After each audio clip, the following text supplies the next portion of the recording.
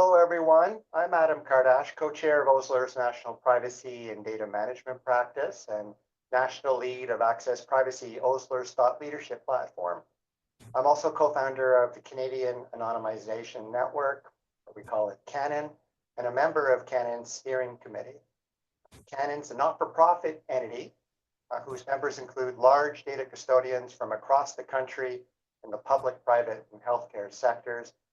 And we have a set of stated objectives. You can see it on our website at www.deidentify.ca. If you haven't been there, we encourage you to visit the website. But one of the objectives is to develop a Canadian community of practice among stakeholders that rely on anonymization, de-identification for the success of their organization, again, across all sectors, including the healthcare sector. We hold workshops and webinars to meet this objective, which takes us to our session today. I'm co-moderating this session. We're very excited about it. I'm co-moderating it with my colleague, Rosario Cartagena, who's Chief Privacy Officer and Legal Officer at ICES, which is the Institute for Clinical and Evaluative Sciences. And Rosario also is Special Counsel for Osler's National Privacy Practice. So we have an excellent session plan for today, and I'll turn it to Rosario to set the stage for the discussion. Rosario, take it away. Absolutely. Thank you very much, Adam. So we're pleased to welcome you all to our CANON AccessPrivacy webinar today, where we will be exploring the role of de-identified data as it relates to the future of AI in healthcare. So let's frame the issue. So many of us know that Canada's health system has significantly changed over the last 20 years. There has been an increased coordination of health services and a rapid growth of technologies that collect, store, and produce digital health data. Although advances in technology have led to the creation of this digital health data, there continues to be gaps in the ability to actually use the data generated to conduct meaningful analytics and provide insights for the health system, as well as deliver optimal healthcare for Canadians. At the same time, our health system is facing an array of critical challenges, such as crises related to primary care, administrative burden, incapacity, and community-based care. Tackling these challenges will require unlocking silo data to harness either the data itself or the insights gleaned from the data to ensure that decisions at the bedside or at the policy level are evidence-based. We have similarly seen that artificial intelligence is being leveraged more readily in the healthcare context. However, with the use of AI, there continues to be questions regarding its application, lack of regulation, therefore leading to ambiguity, as well as skepticism as to whether it can be leveraged in a privacy, ethical, and security-preserving way.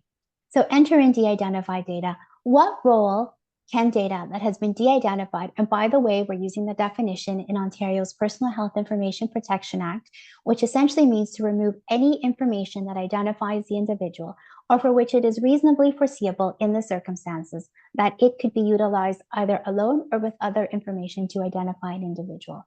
So what role can de-identified data play in healthcare? How does the identification enable, but also potentially hinder data sharing in the health context?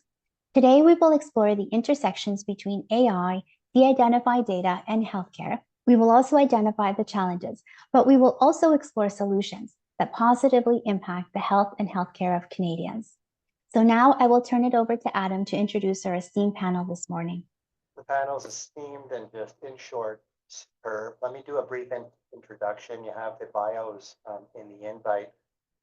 Roxana Sultan is Chief Data Officer and Vice President Health at the Vector Institute. She leads data and technology strategies as well as Vector's contribution to Ontario's and Canada's health AI sector.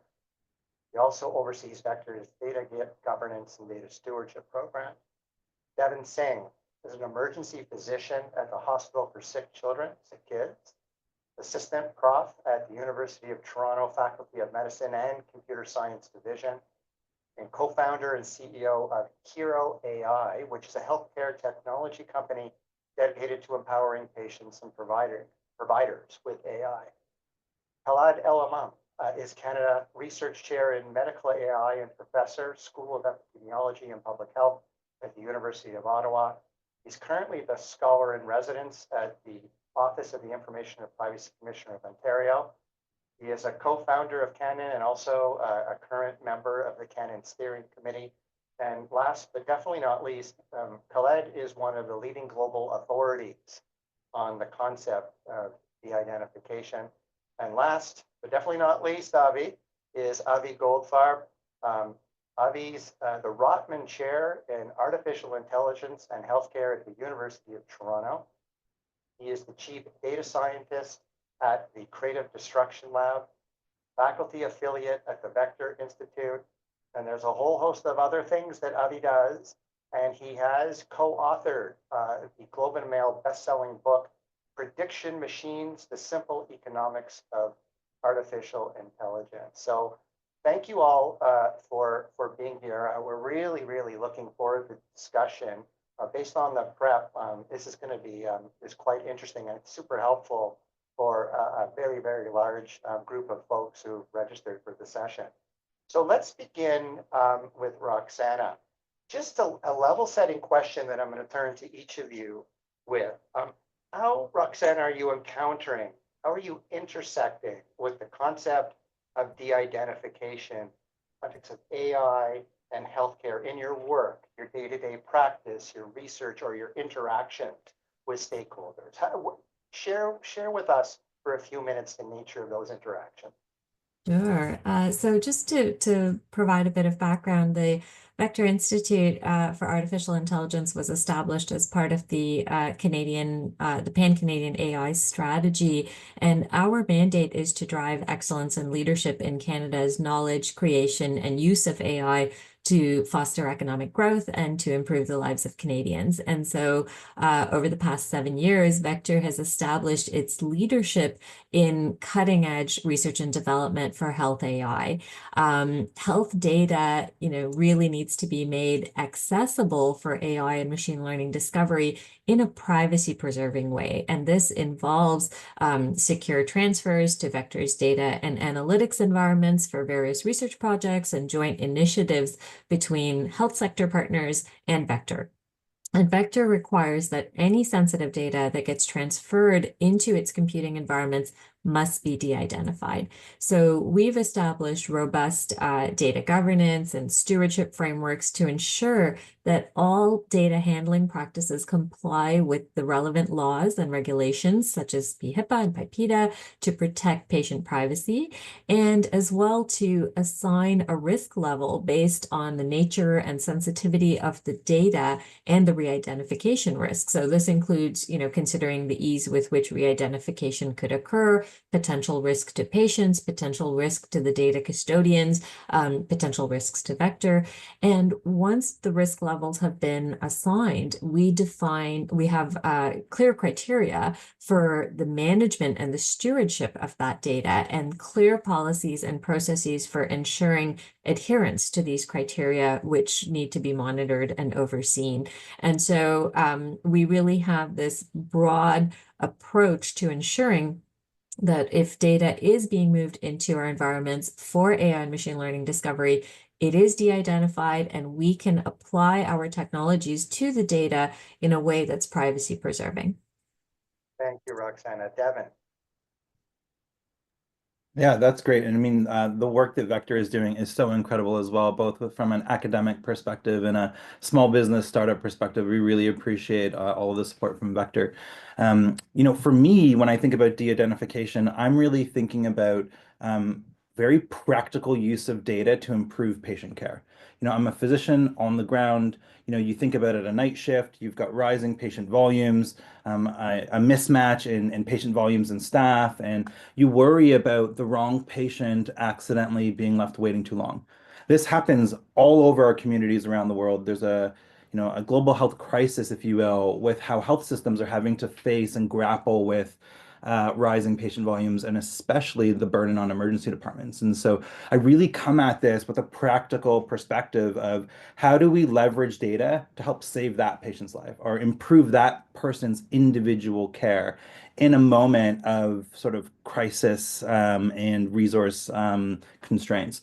And so for me, that has different phases when it comes to de-identification. The first phase is when you are in your lab and you're using retrospective data. You're de-identifying that information. You're making sure it's sitting on encrypted servers, it's encrypted at rest, and you're taking that de-identified information. And maybe you're working in a lab environment with students trying to build, cutting edge machine learning models at SickKids, trying to invent new ways we can leverage patient data to help make predictions that really drive care at the bedside. But then there is a transition moment where you've built a model, you've validated it retrospectively, you start to need to actually validate it prospectively. You need to see, is the model generalizing to the real environment? That means, is it generalizing to individual people? And that's where you start to have to think through, how can I now use identifiable data in a product that is actually deployed in real time to the bedside to actually help a patient? That's why we're on this journey all together, right? And so, there's interesting challenges that comes with that. In particular, making sure that identifiable data in transit is encrypted. It is encrypted at rest, to make sure you have access controls and governance around that, so that no one can gain access to that information unless they really need it as part of that patient's circle of care, right?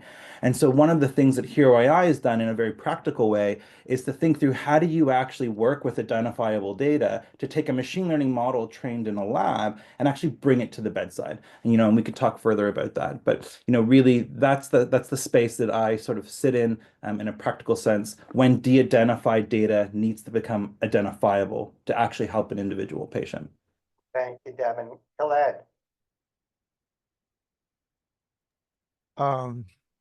So yeah, to build on the previous points, I wear multiple hats.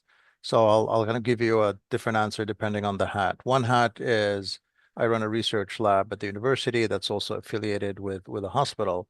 And so similar to what Devin mentioned on the hospital side, we are using hospital data to train models and train machine learning models and so on. And there's a relatively well-defined process for that, because we're getting data internally from the hospital, we're affiliated with the hospital, and we're building models that are specific to that institution to help with decision making and improving care. On the research side, we're doing a lot of methodology work, and training machine learning models requires a lot of data. And when we think about machine learning, there are two components to it. One is training and one is inference, and both raise privacy issues and identifiability issues. So on the training side, you need to get access to data sets, many data sets external to our institution, and that's actually very very challenging for many reasons that I'm sure we will discuss. And especially because we need large volumes of data. So we actually have dedicated resources and members of our team who just focus on data acquisition, or spend a good chunk of their time looking at data acquisition and curating data sets, documenting them, preparing them, etc., to support the model training. And it's not a trivial exercise, and can take many years to get any individual data set that we're seeking.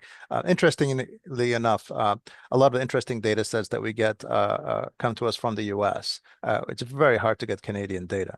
And it's even harder to get European data, notwithstanding what everyone else says about adequacy and so on. It's just terribly difficult. So that's for training, and then for inference, if we are using any of the commercial machine learning models, sending them any of our data for inference purposes to get outputs from them is also a challenge, because we have to ensure that when we're sending our data, especially health data, to these external service providers, that they are set up to process personal health information. And it's not always obvious that they're set up to process PHI and meet the requirements for that. So we have, unless we set up the infrastructure internally and do inference internally ourselves, we have to send data externally, and that raises a lot of other challenges with respect to sending PHI. We'd have to de-identify all the data to send it out. Which adds another process step, to be able to use external resources. So we face identifiability issues and privacy issues on the training and the inference side in our work. The other hat I wear is, as you mentioned, scholar in residence at the Ontario IPC, and as members of CANON are aware, there's an effort ongoing right now to define guidelines for de-identification by the IPC, which and CANON had organized a workshop on that recently in December. So the expectation is once these guidelines are published, they will help move the conversation forward and provide some well-defined guardrails to help with the de-identification of data and health data included within Ontario. Again, last but not least, Avi, and very interested to hear your intersection in dealings with this concept of identification for your range of different hats that you wear over the course of your career. Absolutely. Thanks, Adam. So I think the starting point is to remember what data is for. Okay, so what do we use data for in healthcare? Remember, we use it for finance and management, and we don't want to de-identify that. Like, we can't get paid if the data is not identified. And so this isn't an AI point, but we have all sorts of identified data in healthcare because that's how the healthcare system runs. Then we think about in the context of AI, what are we using data for? We're using it for research. We just heard about that from both Roxana and Khaled. We are using it for operations, for things like staffing. We heard about that a little bit from Devin. And we use it for clinical purposes. We know there's plenty of research that data saves lives, that when we use AI in certain clinical contexts, patients are better off. Or even just when we provide data and allow data flows in certain clinical contexts, patients are better off. We also know that data can reduce costs and reduce stress by enabling better staffing. Okay, Devin talked about that. Now, the question is, given those various uses, when is it important that we have identified data, and when is de-identified data fine? We just heard from Roxana and Khaled that in the context of research, de-identification is fine. But let's be clear, research itself doesn't help patients. What helps patients is then when we take the research and apply those models to individual patient data to help a particular patient. That requires at least some identification. And so, because we can't use an AI model on a particular patient if we don't have, if we're not able to ingest the data about that patient into the model. And so there is a technical challenge in how do we still recognize that privacy is valuable and protect the aspects of privacy that people care about, while still allowing us to use data to not just do background research or not just to do research, but to save lives in the clinical context and reduce costs and reduce stress in the operations context. That's great. And Rosario, I'll turn it to you, but what an excellent level set for now. What we're turning to is like the meat of the discussion. Rosario, I'll let you take it away. Yeah, no, I agree, Adam. I found the topics and the issues raised. I mean, Roxana discussed data governance holistically. And then Devin spoke about exactly what Avi paraphrased in terms of the identifiability and the need for de-identified data, but also the need for identifiable data in certain circumstances.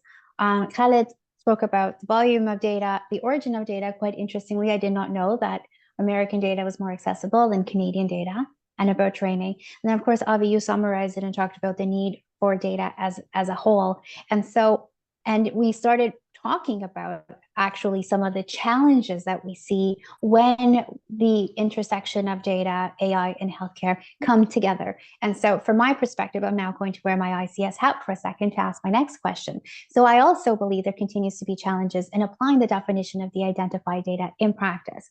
For example, in my experience, there may be instances of policy and legislative drafters who may not understand the nuances that needs to be in play when it comes to the use of data and when identifiable data is necessary and when de-identified is necessary, and even the definition of how to apply de-identified data in the context because of some of the technology that's necessary to enable insights to be gleaned from the data. So In your experiences, and again, we started to discuss the challenges somewhat already, what are the challenges, either directly or indirectly, with the role of de-identified data in the healthcare context, specifically as it applies to AI? And so can you tell us about how some of these challenges are augmenting the problem or the solution in terms of where we're going into the future, or where we would like to go in the future as Canadians who reside in different provinces across the country, and of course, in a universal public health system? And so we'll start off first with Devin, and then Roxana, Khaled, and Avi. Sure, perfect. Thanks for the great question, and appreciate all of the comments beforehand. One thing that Khaled said that kind of is like disturbing me a little bit is if it is really true that we get US data easier than Canadian data, that's a terrible thought, and I just want the audience to think about that. Like in Canada, we have this rich cultural mosaic. We have the compute, we have the AI expertise. We should be the global leader in health AI, full stop. There's no reason why we shouldn't be that. And so if data access is an issue, we really need to solve that. When I think about the challenges specifically, it really is an interesting match between what you see as trying to maintain privacy when you're in this R&D phase, but then wrestling with then when do you want to expose a specific patient's data because the value proposition to that patient is really worth it. Like they want you to know this about them so that you could provide better care. And I'll give you a really great example of that. Right now, many emergency departments struggle with patients who come in with acute mental health crises. Wait time's really long. Time to psychiatric intervention is really long. We were also having that challenge in the emergency department at Sick Kids. And so we did some research around how can we build models to identify when a patient is having an acute mental health crisis, all de-identified. And we figured out that like this would be a process in which we could actually automate the consultation to psychiatry right after a patient arrives, many hours before you've seen the emergency physician, so that care can be accelerated forward. Then you have this technical challenge, which is, well, in a de-identified database, how do we recognize that this is the patient who meets the criteria, who then we should expose the identifiable information, and then actually ping people who are actively within that patient's circle of care? What does that require? That requires real-time streaming data out of the EHR that is encrypted in transit and encrypted at rest. It requires a back-end database that is rock solid. So we always assume if someone literally physically stole the server and got into the computer, all they would see is encrypted mumbo jumbo. So it really doesn't matter. And then you need an algorithm that's going to then unencrypt very specific sets of patient data to surface it to the right person. And then a model that's going to look at the EHR actively and say, here are the people and the roles that are actively supposed to be part of that patient's circle of care, therefore expose data to that person, right? And depending on the pathway, you need a patient involved to give consent where necessary and appropriate as part of an automation pathway. And so we've solved for those technical challenges on the Hero AI side, in very close partnership with Sick Kids. Now it's incredible. We have a pathway now as we're speaking, when patients come in with acute mental health crisis, we automate processing their triage data. We automate identifying that they are qualified for a psychiatric consult, and we automate the consult. That's reduced their wait times by 55%, reduced the average length of stay by 2 hours. It's given the hospital back just over 200 hours of extra room capacity from that one simple workflow of technically solving this transition between de-identified and surfacing up identifiable data. And so that's how we overcome the challenges. Kevin, it's fascinating your use case. Can I just ask a question? Mhm. What were the challenges, if I use the word frustrations, in the course of developing that solution? Like what were the real challenges? Because it sounded like you solved it, but I'm interested in digging down. What were those things that popped up that created that, literally that emotional frustration that you had to address? If you move beyond the technology piece of just actually like the coding of software to execute this task, there is a void of policy, especially at our hospital institutions right now. Hospitals don't necessarily know like how to approve and say yes confidently to an AI solution because there are facets of There are concerns around privacy, concerns around AI governance and data governance, concerns around patient safety and risk. And so I think actually one of the pieces that I discovered early on 5-6 years ago was we had a void of policy that was then going to be the blocker for enabling ushering in this technology. And so one of the things with my Sick Kids hat that we're doing to sort of rectify that. So we've created an enterprise-wide AI program that I co-lead with Anna Goldenberg, who's one of the greatest machine learning experts in health in the world, I believe. And what we've heavily focused on is not necessarily the technology, but the policy development, right? Thinking through how do we create the roadmap for a hospital to know when to ping the privacy office for a PIA, privacy impact assessment, when to ping cyber, when to ping risk. But I'll tell you, Adam, it was so frustrating trying to navigate a health system that didn't have that synchronization and coordination of those services, right? You literally spend years kind of pinging around the institution because there's no coordination of the effort. We've solved for that in at Sick Kids, and it's part of the reason why you're going to see a lot of machine learning models now at our hospital making it to the bedside in 2025. Well, just one comment. I know, Rosario, you're going to move on, but we've heard thematically, and this is way beyond just the healthcare sector, but in particular in the healthcare sector, the void of policy and other issues like that leading to uncertainty, leading to reticence. Of course. Is like a fundamental thematic challenge. I think it's you've solved an aspect of that, but that is something we hear about all the time. So it's so helpful to hear what is that frustration, and then that's what I think collectively, and that we talk about that in the canon discussions about it all the time. That's what we got to go to the heart of and address. But anyways, I'll turn it back to you, Rosario. No, this is absolutely fascinating. And Adam, I think you mentioned it in terms of like collectively, because Sick Kids is but one hospital, but of course there's many other hospitals across the province and across the country that could leverage the work, Devin, that you and Anna are doing with respect to, policy, because you have legislation, of course, but you also do not have legislation. And so you have an element, as you mentioned, of enterprise risk management, or individuals not feeling comfortable taking on risk because they don't know the impact it's going to have within the organization when it comes to some of this innovative and creative thinking. So no, it's fabulous. And so that will move that specifically, we'll move on that on the solution when we talk about solutions a little bit later. But so then moving to you, Roxana, based on what Devin has spoken about and based on your experience from a data governance perspective, are these the same types of challenges, or have you encountered other types of challenges similar to what Devin has mentioned, not just in the clinical setting, but also in the analytics and research side as well? Yeah, absolutely. So, I'll double down a bit on that policy gap piece, because one of the challenges that we have is that there are no standardized definitions of what constitutes de-identification of health data. So there can be confusion, and there can also be reticence on the part of health information custodians to attest to their data having been de-identified sufficiently. So when I said earlier that Vector requires that any data, sensitive data that gets transferred into our environments has to have been de-identified, when we're undertaking those conversations with the health information providers, the question always comes down to, well, we've done XYZ, is that sufficient? What does that translate into in terms of your definitions? How does that work?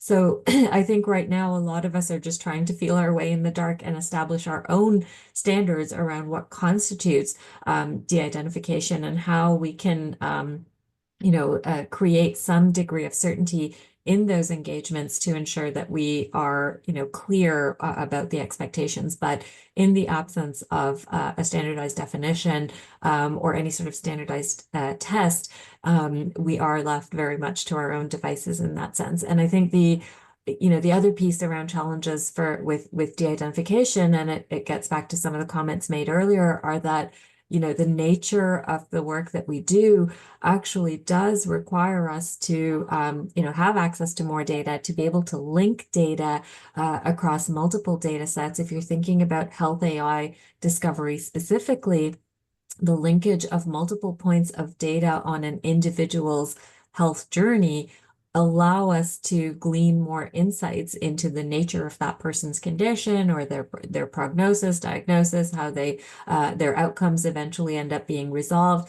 And that allows our AI models to be more robust. But at the same time, the more we link data, the more identifiable an individual data point becomes, or an individual patient becomes. So, how can we balance this potential risk of re-identification with the improved quality of predictive and diagnostic models that we can develop when we do link data and we have unique identifiers to allow us to link specific data points. And I think, it's come up as well, the notion of data quality. So we need to balance our need to remove or potentially obscure identifiable information with the need to maintain the utility of the data for AI and machine learning. And then in time, if we have a successful model that is integrated into clinical solutions, we do need to be able to identify a specific patient who would be targeted for treatment or support based on the predictions made by the algorithm. So we do end up working in a little bit of this circle when it comes to de-identification. I know there's also a lot of focus on the use of synthetic data sets as a potential way of addressing some of the concerns related to de-identifying real data. And so I think there's a broader question around ensuring that both real and synthetic data sets accurately represent the real world populations that they are meant to mimic, right? Like comparing model performance on synthetic data versus real data, comparing model performance across different populations and parameters to ensure that the models we are generating are robust, do not reinforce or potentially even introduce biases. We want to ensure the trust and safety of the models that we're generating, and we can start by ensuring that the quality and the nature of the data that we're training them on is sufficient to meet our needs. So the de-identification piece does send us into, a lot of different angles of inquiry when it comes to the quality of the work that we do in this space. And, there are certainly challenges that we need to work through. Thank you, Roxanne. I think that's very helpful as well when you discuss the balance of risk, because I think that's certainly one of the the questions that will arise when we discuss practical solutions to overcoming some of the challenges that we've discussed. And so, Khaled, from your perspective, you spoke about the Ontario Information Privacy Commissioner's guidelines for that are forthcoming for de-identification, and Roxana talked about one of the challenges being that there isn't cross-wide standardization when it comes to de-identification. Certainly, the draft guidelines will assist with standardization to de-identify data. So from your perspective, maybe you can comment on some of the challenges you've seen. Of course, these guidelines may be part of the solution. What can you tell us in terms of your experience dealing with de-identified data in AI? Sure. I just want to qualify my previous statement. It seems to have brought some reactions. I mean, there's Canadian data, and I would point out the Gemini effort, which is a perfect example of making Canadian data available for secondary purposes, but it's not as common. I mean, when I was thinking what would be a good example, that was the example that I could come up with. I couldn't think of many other examples. So it's not completely a desert, but it's still a challenge, relatively speaking. I just want to be very, very practical and kind of point up to a number of things that I've observed. So when we train our models, we need a lot of compute. And so when you get access to external data, there are two typical ways that one gets access to them. One is to get access on someone else's platform. So the data custodian would give you access to their data on their platform, or they give you the data and you run it on your own platform. What I've observed is that in a lot of cases, the data custodian don't have enough compute for the types of tasks that we want to do. And for some of the data sharing platforms, they may charge you for the compute, which the economics not attractive, because if you invested in your own compute environment, why would you pay for someone else's compute environment? So there's the access to compute issue, which is confounded with getting access to data. We can say, you know, I'll provide you access, run it on my platform. Either I won't give you enough compute, or I'll give you an economically challenging setup to do the processing in our secure environment, because the amount of compute that's needed could be substantial. So that's just one consideration. The other observation I'll make is I'm seeing more people who want to commercialize their data. So you're asking someone to give you their data, and maybe 3 years ago they would have been more willing, but this year or now they're saying, well, we're going through our commercialization efforts, which includes the data, and so folks are realizing there's value there, and so that makes it more difficult to get access to some types of data. There's kind of that commercialization trend, which is fair, but it just means accessing the data sets that are needed. It becomes more challenging. We're also seeing more open data being shared as synthetic data. So this is happening in Europe. We've seen it with Canadian data. We're seeing it with data from the US as well, where organizations are creating synthetic variants of their data sets, or creating synthetic data sets to accompany publications, and then they're making synthetic data sets publicly available. And I think this is a great development. And it should definitely be encouraged as a way to provide access to broader access to data sets. And what we're also seeing is some research ethics boards. Again, I'm focusing a little bit on the research side. Research ethics boards are treating secondary analyses on synthetic data as non-human subjects research. So synthetic data projects are exempt from REB review. And not many, but we're starting to see some IRBs in the US and some REBs in Canada moving in that direction, or already there, which creates incentives for using synthetic data generation as a tool to share and reuse data for training machine learning models. The challenge is, so all of these are positive developments. I mean, all of these are things that are trending in the right direction. The challenges are scaling synthetic data generation, for example, as a mechanism to achieve non-personal information, we're still not there yet. So as in our institution at the Children's Hospital, we are working on creating a capability to create synthetic data from our data sets, so that they can be shared internally, at least initially, more easily, and potentially externally in the future. So there's an effort ongoing to use this as a way to provide more access to at least our data sets, and hopefully provide technology that other organizations can leverage as well, or at least blueprints. With respect to the guidance question, I mean, look, there's a lot of guidance on de-identification out there. Ontario had the 2016 guidance, which was pretty good. We're updating it now. It's being updated. And the expectation is there'll be a 2025 version of the de-identification guidance. But there's also the regulations from Quebec, which were published last year, which again are very reasonable, provides very reasonable principles for de-identification. And then there are guidelines from other jurisdictions. ASEAN just published anonymization guidelines this week, and Singapore published anonymization guides. So different jurisdictions around the world are publishing anonymization/de-identification guidance, and they're more or less consistent. I mean, they're not all exactly the same, but there's a lot of consistency. There's differences in terminology, but notwithstanding that, directionally they're saying more or less the same things. Techniques may differ, but they're actually saying the same things, and they're approaching the identification from the same perspective.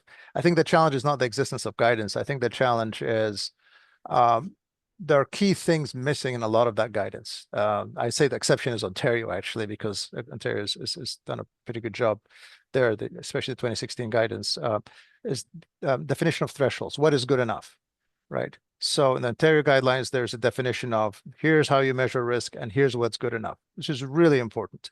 The ISO standards does the same thing, which is really important. So that makes it easier to apply. And then I think the other important criterion is the indications or clarity from privacy regulators that if you follow these guidelines, that it will be deemed to be acceptable, right? And it's very hard for regulators to say that a priori because there are always exceptions and the facts may differ and so on.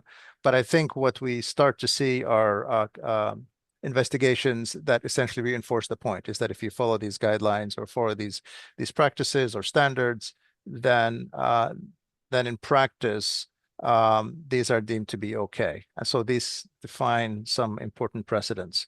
And I think directionally, that's where we're going as well.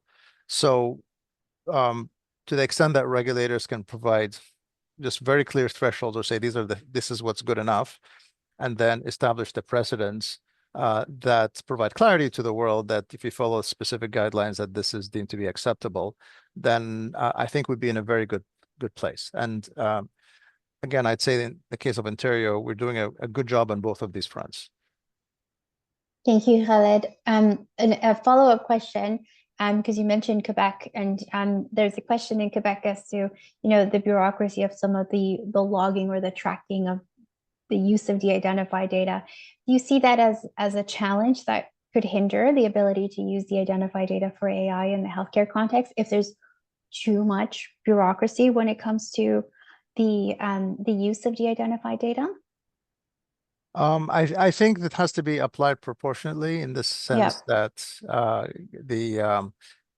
in some cases where it's being done at a very high rate, then full documentation for every single increment may be a bit overkill in some cases. So I think that a proportionate lens has to be applied here. Yeah. I can't speak for what will happen in Quebec and how the regulations will be interpreted, but I think a proportionate lens has to be applied because there are many different scenarios and situations.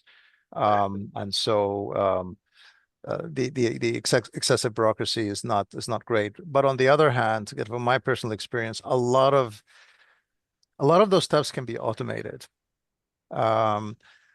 with generating the documentation automatically post de-identification or post synthetic data generation. So it's not necessarily a manual process. So this is the counter argument: is if you're talking about pressing a button, producing a document, and archiving it, then the burden may not be as high as it initially seems. So again, facts and context matters, but these are the considerations. Thank you. Over to you, Avi. Okay.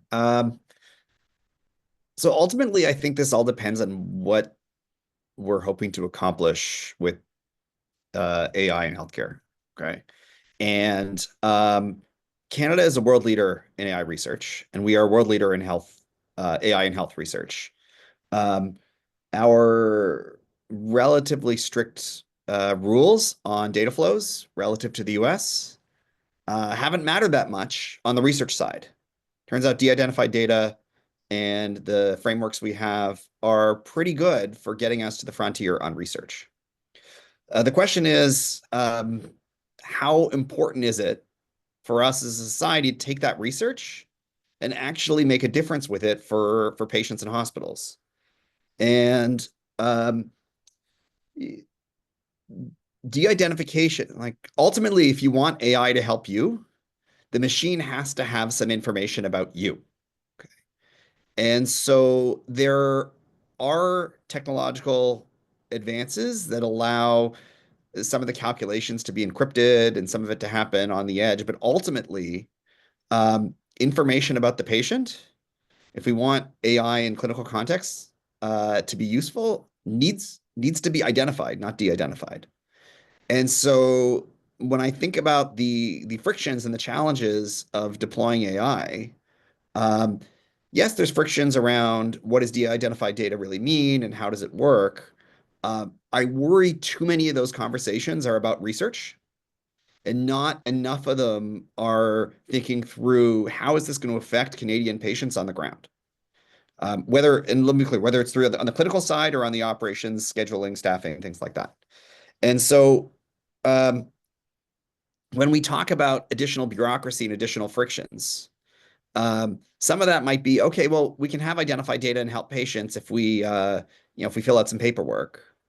To the extent that those additional frictions mean that very busy people like Devin and Khalid decide, well, you know what, maybe at the margin, focusing more on data isn't worth it. Instead, I'll spend my time on something else because data means paperwork.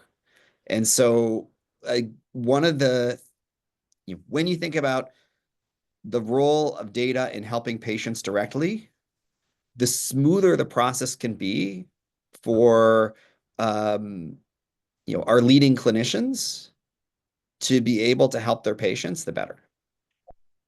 A question for you, and I'm sorry if I'm interrupting, but a couple of your comments are really helpful. I'm interested from you and Devin. So you're talking the focus of the value proposition to the patient. So is one of the fundamental challenges in your respective view that we just don't have perhaps a sufficient voice of the patient as part of these discussions? We have folks who are trying to do the right thing in a policy void. Regulatory authorities doing their job, but there's work to do, right, for crystallizing helpful guidance. But I don't hear the patient voice in this, and everyone's screaming that we have a crisis in our healthcare sector. So I'm interested in both your comment on that. I think,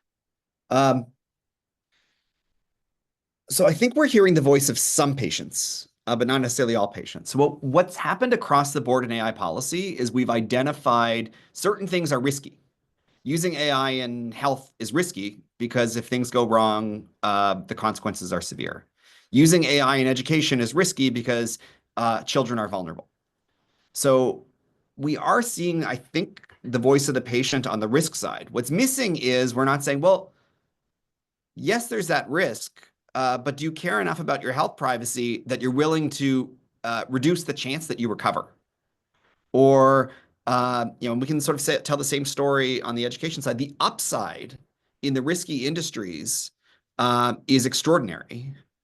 And I don't think we're hearing enough, at least about the voice of the patient on the benefit side of, yes, if the healthcare system had my data, what more could they do? And how much would I appreciate that? And Devin, you're in the emerge, right? Like what's your perspective on this? Yeah, so it's a really important point to underscore is that patient voice. Almost all of the solutions I build come from some sort of patient case or story. Like here I was born out of a tragic patient case that I had as a trainee. And a lot of the machine learning use cases that I build on come from these patient cases that I experience clinically. But I bring that up to say that, we've got this really cool dashboard that's a patient-facing dashboard, a mobile app thing that shows patients, their wait times, where they're at in the queue, sends them some information about why they're here. I'm using AI. In the build process of that dashboard, we surveyed a whole bunch of patients who were actively in the emergency department, sitting there waiting. And we asked them just an array of questions around, how do you want this to look? What information is useful versus not useful? Why would you want a patient-specific dashboard? We also asked them about privacy. And I was shocked to see that, and mind you, the N for the privacy question that was filled, it was only about 100 or so, right? But these are people actively in the emerge. Not a single person checked off that they would be concerned about their privacy. And I wasn't expecting that. And I'm not saying that that's like true of all patients. But I think what the light bulb that went off and the research that I want to start to explore further is that I think that depending on the situation the patient is in or the context they're in, the value proposition of using their data versus not changes. If they're at home and they're well and they're doing fine, like why would they want to expose their identifiable information and risk privacy breaches, right? But if they're actively in an emergency department, wanting context and wanting to elevate their care and make sure their kid is safe, I think that in that scenario, interviewing patients there, privacy was not on their concern. They're sitting there in this waiting room with like 50 other people. They really just want to get through and make sure their kid gets the best care possible. I think that that is something for us as a community to just wrestle with and lean into and explore. What does that mean? Does that mean that the way we think about privacy actually shifts depending on the context of a patient? I'm not sure. I'm just, raising this as an interesting observation that I wasn't expecting, but is part of capturing the patient voice. This is a fascinating conversation, and we could certainly continue talking about all these different use cases, Devin. I think there's so many that you could introduce us to as we start to really explore some of these practical solutions. Because just as the use cases have enabled you to build Hero AI and build all these solutions within the hospital, certainly many of these use cases, I think, will help us build practical solutions across the country, and really exploring the use cases, I think, may be helpful, may be necessary in the health context. So turning then to some of the practical solutions, we'll start off first with Khaled. What are some of the practical solutions? And you've already started to, tell us a few, but are there any others that you can think of? Whether they're policy, statute, or technology to overcoming the challenges? And Rosario, just as we get the answers, the extent you have some thoughts on this, like, it's clear that resources, time, expertise is required for an effective de-identification process, especially with large sets of data. Like, I don't think anyone's arguing about that. That creates a challenge for the small enterprise. And in many cases, these small enterprises have access to large amounts of data, which kind of exacerbates the issue. So any comments on that as well? We hear that across the board from clients, but that's one of the real practical challenges on this. Anyways, I don't know who you went to first. I think it's Khaled, Rosario. Yes. Okay. So I mean, there are a number of things that I think would be useful solutions to some of the challenges that we have discussed. We mentioned synthetic data generation before, and the big concern with that is it good enough? And I think the evidence is accumulating that it can be good enough. There are a number of nuances around that, but in general, we're getting better at figuring out how to create synthetic data that's a good proxy for real data. And with respect to it being privacy protective, again, I think that there's now an emerging understanding of what are the privacy risks in synthetic data and how to evaluate them. So I'm more comfortable saying that synthetic data can potentially be a good solution in this case. We already have good guidance and good frameworks in the. I mentioned the ISO standard again for de-identification, but I think we're getting there for synthetic data as another approach to enable more access to high quality data in a safe way. With respect to the guidance, we spoke about that. I just want to reemphasize Adam's point about scaling down the methods for de-identification for synthetic data generation as well. The challenges we described these practices, which can be implemented by large organizations, and they require a lot of skill and expertise.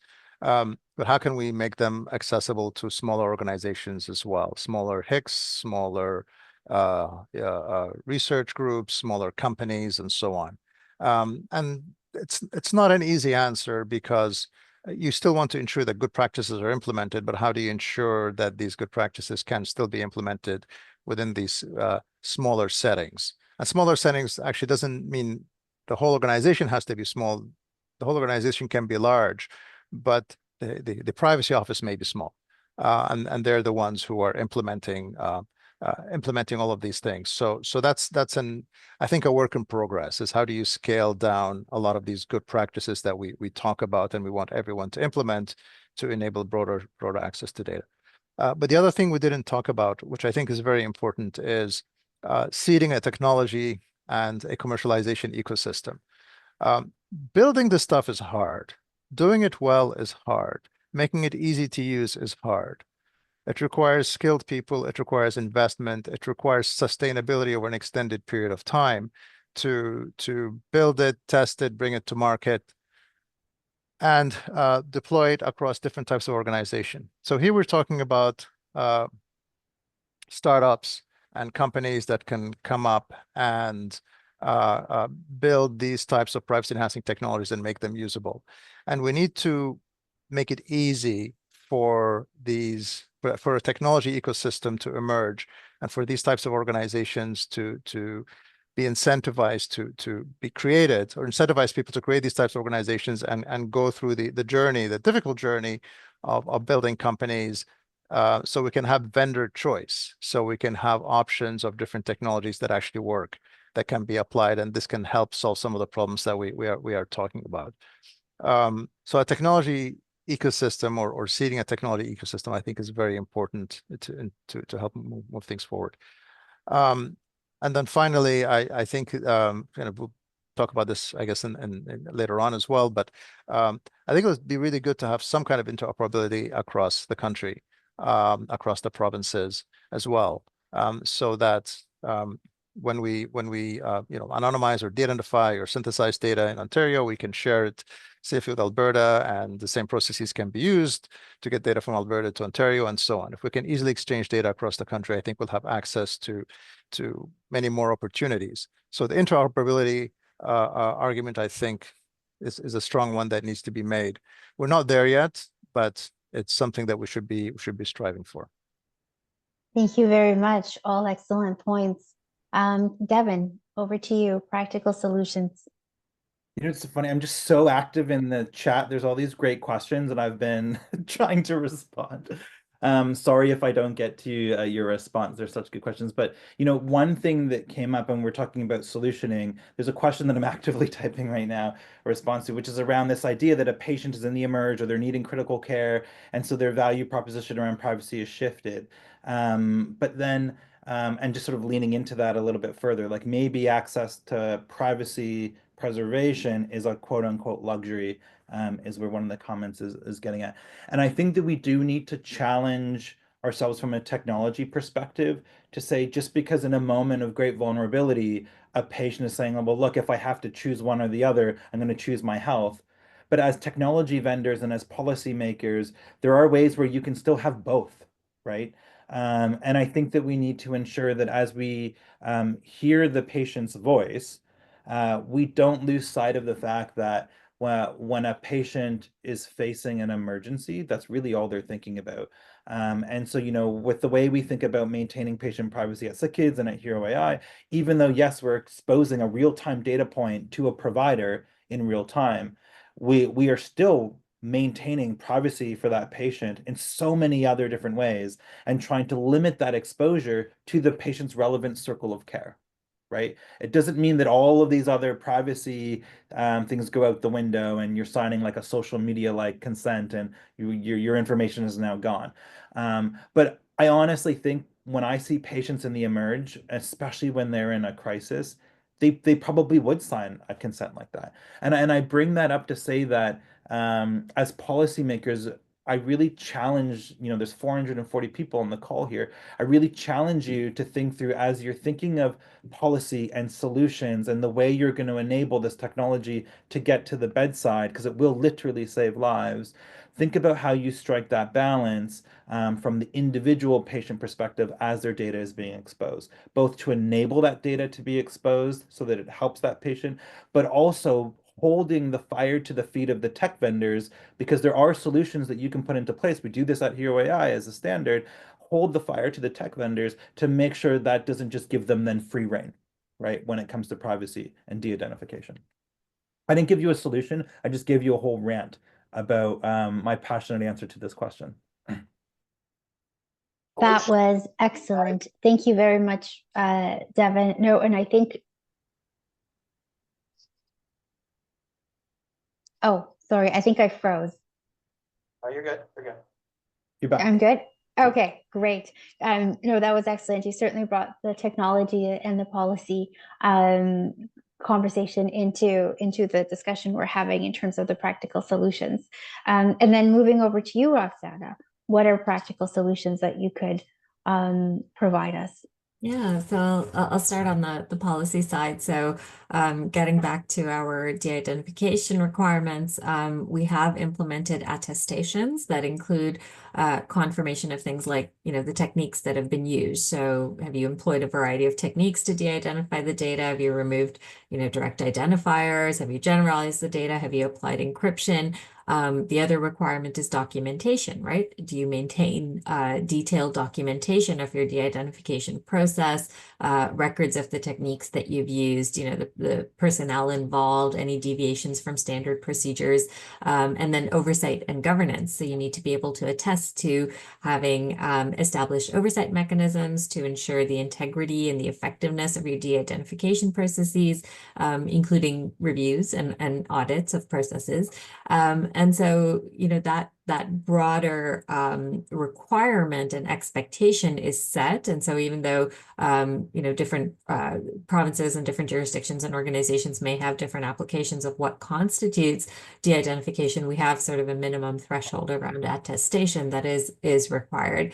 And it's worth noting that, data providers can retain a key, right, for each data set that could re-identify, if legally authorized, could re-identify the individuals whose personal health information was used to generate the de-identified data set. So that remains with the provider. That's never shared with Vector, but it is, a mechanism to get back to that broader question around the accountabilities and potential need for identification. But on the technology side, so Vector's AI practitioners have really been at the forefront in terms of developing privacy-enhancing technologies, particularly for sensitive data like health data.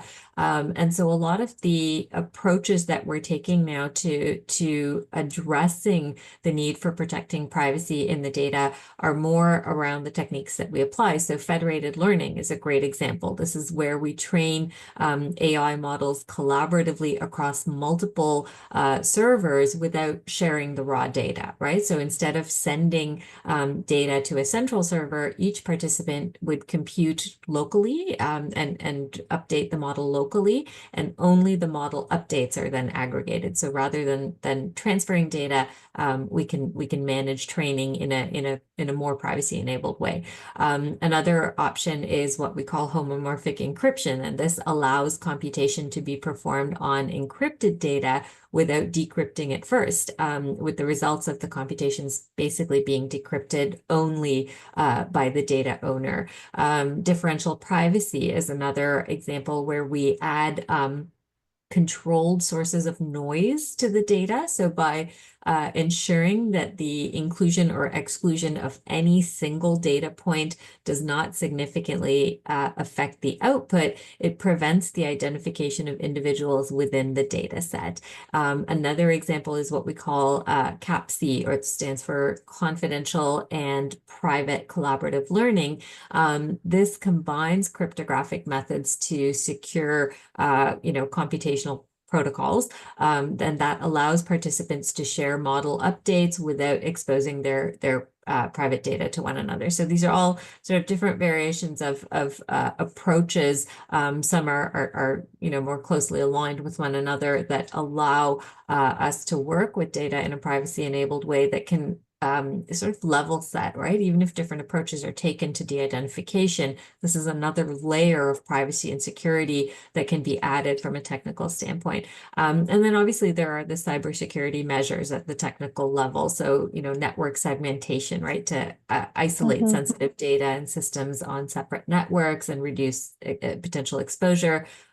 We have obviously, extensive access controls, multi-factor authentication, and things like that to limit access privileges.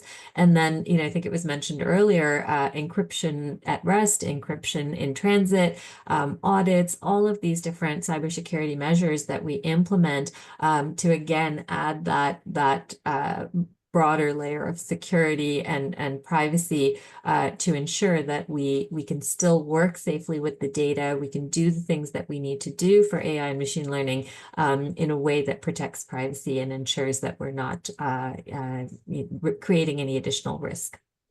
Roxana, from your perspective, because you talked about privacy enhancing technology, do you find, and in the context of research and analytics, I'm assuming, do you find that the research ethics board, like part of the solution needs to be as well, making sure that the members on the REB understand Yes. the technology that you're leveraging and using? Absolutely. So a big part of our focus has indeed been on education and capacity building for research ethics boards. And this has been, from the outset, even in the earlier days when our researchers were putting forward proposals for access to large volumes of data, right? We wanted to ensure that the traditional approach to research, which was anchored in a notion of data minimization, and now we had these researchers coming in and saying, we want all the data, that we could support the REBs in being able to understand why these applications were coming forward and the nature of the research. And so it's been very much, a journey for a lot of the REB partners to ensure that these types of issues, as they evolve, are brought to the forefront. And so with privacy enhancing technologies, these two, the technology is developing very quickly. A lot of it starts as research, and then when we start to shift it into practice, what does that mean? And so I think there is a significant opportunity for training and education for REB members to ensure that they are aware and understand how these technologies can be applied and the potential impact. And I saw some questions in the chat. I've not been able to respond, but there are some questions about, like how do you know that this constitutes something safe, and is the data consented, and how do these approvals sort of move through? And a lot of that is very heavily anchored in the research ethics board approach, and making sure that REBs are reviewing these projects and these opportunities, but also understand and are well equipped to understand how to safely assess a particular project or initiative that comes forward to them. Thank you, Roxana. And Avi, over to you. Okay. Hearing a lot of, like in the chat and elsewhere, I think about practical challenges, a lot of discussion about the idea that privacy might be a luxury, and that it's only those who, for whatever reason, are privileged enough to be able to make decisions about privacy, that they get privacy. And I want to start with an understanding that we have much better data on rich people than poor people. Okay. And so, yeah, like there's a high level sense, yeah, privacy might be a luxury. And I understand where that comment was coming from. But actually, in terms of AI implementation, in many cases, the issue is the opposite. The issue is that for vulnerable populations, we have a data desert.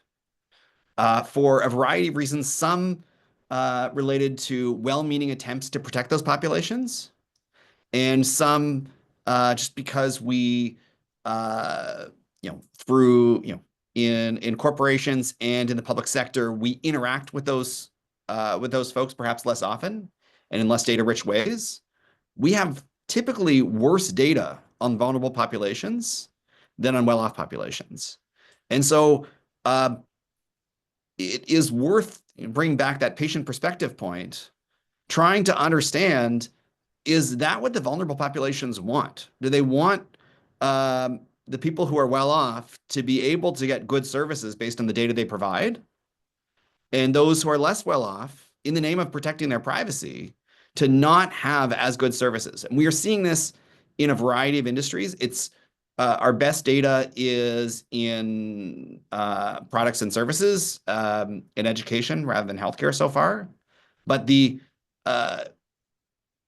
it would not surprise me if this same phenomenon is happening in Canadian healthcare, which is that we have great data on the people who visit their doctor every year and are relatively privileged and well off, and we have data deserts for the others. And in the name of protecting their privacy, we're making that even worse. I'll just jump in real quick. There's a practical aspect of this too when we're doing research and collecting data. So in the emergency department, for example, you may have a research associate who you can pay to be on from 10 a.m. to 10 p.m., let's say.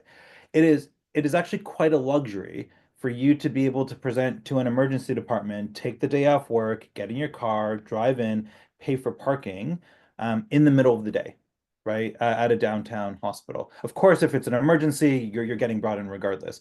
But to just be able to choose, I'm going to come at noon today rather than at 2 a.m., right? And what you start to see is that the patients who actually can't miss a day of work and they have to bring their kid into an emergency department at 2 a.m., 3 a.m. because they can't make their family doctor appointment, because that's the difference between paying a bill versus not. They come in the middle of the night, right? And there is a void of data collection as well and research in the middle of the night. So it just further exacerbates what Avi is saying. And it's just a point where we need to invest in those areas. All excellent points. Adam, over to you then. Let's turn to our last set of questions. We call this a lightning round. And I'll begin with Devin. Devin, you've just been engaged by senior policymakers, decision makers, on the exact nature of the discussion we're having right now, and challenges and solutions about how to integrate concept of de-identification effectively, all within the concept of leveraging data responsibly for this critical value, the provision of healthcare, which is underlying this entire discussion. What 2 or 3 suggestions would you have for that policymaker to help organizations deal with these exact challenges? Good question. I think so 3 things coming to mind. I guess the first thing, this might sound silly, but the people who are doing the policy work, who are doing the research, who are going to then, figure out what we need to do for them, you need to double their salary or triple their salary, full stop. Like, you need to have smart people in these government type jobs doing really intelligent, smart work. And if you are a technology expert and an expert on AI, and then have this intersection with like legal and privacy, you could get like quadruple your salary with big tech potentially, or you could feel this compelling need to serve your country and work for Health Canada or privacy offices and reshape policy, right? We need to pay them more. So we need to invest more in those jobs, and to recognize that if we are actually going to change the landscape for Canada around data access and then AI, let's pay people a really good salary to get really good work done, full stop, right? I think the second point is going to be make sure that these offices are connected to the problem on the ground, right? So if your office needs to come, get a session with me at Sick Kids, do a bit, let me just really make sure you understand that for every day we go by and we're not leveraging this technologies, for every day we go by, we're not empowering groups like Vector to do this incredibly great work, patients are suffering, right? We are in this crisis. I feel it every day on the ground. This is why I created Hero AI as a company. I was just tired of waiting for something and just accelerating forward. The third quick point I would say is, when thinking through policy, I know we hear this all the time, multidisciplinary, but I would do it with great authenticity. Like, try to really engage patients of a variety of domains in society, technologists and computer scientists and researchers. We've got a lot of research coming out with myself and Colleen Flood that will show that the innovator actually has a very quiet voice at these policy tables. And so bring them in to help show you what is possible on how you maintain privacy with technology, right? Have the clinicians at the table as well. These would be sort of my quick points of advice to the 400 people on the call here. Right. Roxana, your 2 or 3 suggestions. You have this influential policymaker, you're stuck in an elevator, you got 2 minutes. What would you say? Yeah. So I think, first and foremost, and this may be a little bit controversial, is to really support the creation of technical infrastructure for automated patient consent management, right? Just make it easier for individuals to exercise their data rights, but make opting in more of a default to ensure better representation of data, right? Like, as Avi was saying, we don't have the most representative data, despite the fact that we have highly representative and diverse populations, simply because of the ways in which that opt-in, opt-out function works. And so I think if we try to launch public awareness campaigns, educate people, like patients and providers, about data privacy rights and responsibilities, but also opportunities, and the importance of being included and represented in data sets that are being used to train models that could impact health outcomes. We really need to shift the narrative and focus more on what it means to be included or excluded from data sets for these types of discoveries. And then I'll kind of take it to the other end of the continuum when it comes to the actual AI models and solutions that are being developed. I would encourage policymakers to really engage with experts around evaluating solutions for approval for implementation, because right now, health service providers are being inundated with lots of commercial solutions from vendors that, come from around the world, some of which are large. It's very overwhelming and very difficult to make decisions and to be able to evaluate the safety, the trustworthiness of the solutions that are being presented. You don't always know how they were developed, what populations data they were trained on, how well they're going to be applied to the population that you serve. And so we need to engage with experts around creating frameworks for making those types of decisions, procuring the right solutions, and being able to drive all the way through the continuum from development and deployment and evaluation to broader scaling of solutions in a very trustworthy and safe way. Khaled, I have 3 points kind of related. The first one is time is important. Can take forever to get stuff done. We're talking about AI, which is moving very quickly. Stuff that was more or less state of the art 6 months ago is being commoditized today. So we need to move at a more rapid pace to put in the policies or the guardrails or the legislation around access to data, around use of AI, etc. So really understand that time is important. We don't have limitless time. Related to that is competition. We are competing. We are competing with other countries. We are competing, globally, and we have to keep that in mind. Again, goes back to time, but also access to resources to solve all the problems that we just talked about. If we don't solve them, someone else will solve them for us. Our skilled people are going to go somewhere else where they can achieve their objectives. But we're constant their objectives, but we're always competing. Never forget that. We're competing against so many other players, and which goes back to, we don't have the luxury of time, which brings me to my third point. Do we still have faith in legislators? I mean, look at what happened to C-27. Look at what happened with, Bill 194, where it just went through with minimal consultation, or at least implementation of feedback. I posed a question. Do we have faith that they will be able to do what needs to be done? And I'll just leave it at that. just on that last point, Khaled, which it's a theme of aspects of many discussions that are going on, like right now we hear about from clients. When you say as in the context of a recommendation, is like, just frame that comment about having faith. Like, let's say there is a lack of faith. Is there a recommendation coinciding with that? I don't know if it's a recommendation. I just want, I want folks to realize that there's a trust factor here that is being eroded over time by not delivering, right? Not delivering is not an option, but what we're seeing is not delivering, right? Or not delivering enough. Given the importance and all the things we discussed, that's just not an option anymore. Like, someone has to step up and really solve these problems. They are not things that we as the non-policymakers or non-legislators can solve. They have to do that, but it needs to be solved. Right. And there's the trust element that I worry is being chipped away at, and it has many other consequences.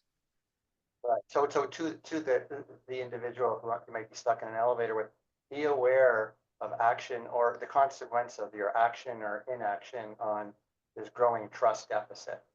That's Yes. thematically. Yeah.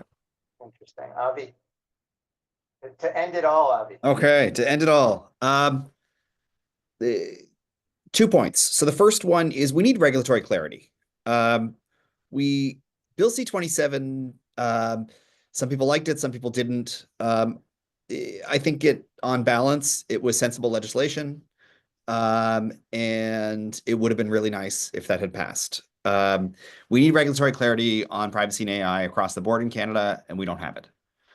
Second, as we're considering both the regulatory clarity and how we're going to implement in practice in organizations, we need to remember 2 things about healthcare in particular. First is there is extraordinary risk with AI and data in healthcare. And so that's many people's starting point. And outside of the tech industry, maybe we don't need to overwhelmingly do that reminder. There is extraordinary risk, but there is extraordinary benefit as well. There is real potential for data and AI to make the health of Canadians much better. Not just more efficient or less expensive, but there's potential for living longer and happier lives. And so when we think about adding frictions because of the extraordinary risks, we also should be weighing those against extraordinary benefits. And when I read the comments here, I see a lot of, but there's extraordinary risks points. And I agree. But let's remember why we're having this conversation, which is there is an incredible technology that was developed in Canada, by the way, in many ways, that has gotten a lot better over the past decade and a half. It could make our healthcare much better. It will, to Khaled's point, make other countries' healthcare much better. And we, as a society, have a choice about how much we want to push the benefit while still deeply considering those various risks to privacy and to AI deployment. The short point I'll make right now is my sense, I know I could speak for Rosario. This was just an absolute superb discussion. I thank you all for the time and effort. You're all exceptionally busy, so just the time to prep and participate on this is deeply, deeply appreciated. We had excellent turnout, as you saw.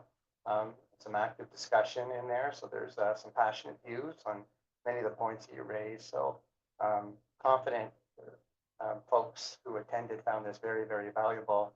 It really helped serve an essence of why CANON even exists.